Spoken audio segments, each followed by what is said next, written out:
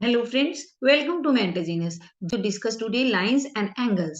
Lines and angles discuss करने वाले हैं, लेकिन उससे पहले हमें बेसिक एंगल्स की नॉलेज होनी चाहिए। फिर हम पैरेलल लाइंस और ट्रांसवर्सल और एंगल्स बिटवीन पैरेलल लाइंस वो सारा कुछ डिस्कस करने वाले हैं। सो बने रहिएगा।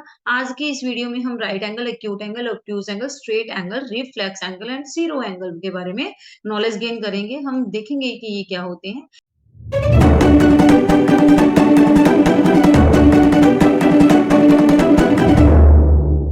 लाइंस एंड एंगल्स, जब भी दो रेज या दो लाइंस आपस में टकराती हैं तो there will be angle formed. Angle वहां पर बनेगा ही बनेगा। तो एंगल ये होता क्या है, जब ये दो दो रेज आती है तो इनके बीच का ये जो गैप होता है या ये वाला जो गैप होता है हम इसको एंगल बोलते हैं। Right, clear.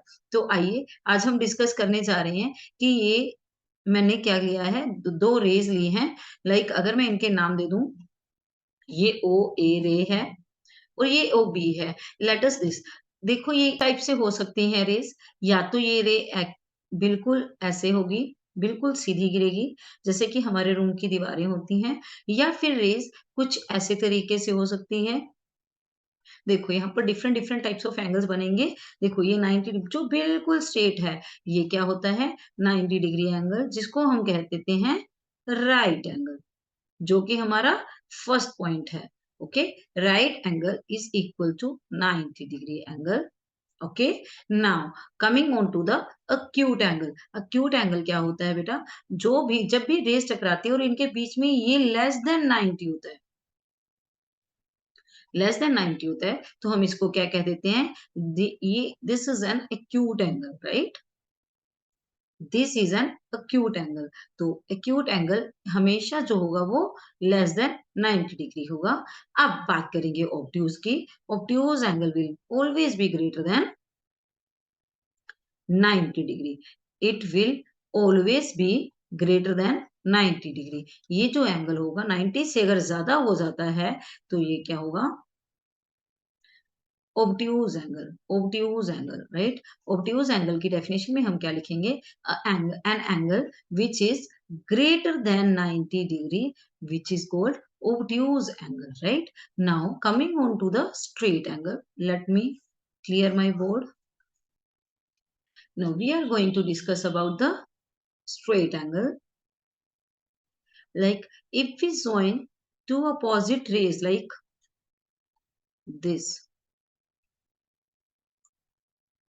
जो रे होती है वो घूम के बिल्कुल इसके अपोजिट आ जाती है, तो हम कहेंगे कि ये पॉइंट, अगर ये कनेक्टिंग पॉइंट है, दिस इज ओ ए, एक रे है, O B is a different ray, then if they are on the same line together they meet and combine into in the form of a line, then we say that it is an angle which is equal to 180 degree, equal to 180 degree. And इसको हम क्या कहेंगे, straight angle, S T, straight.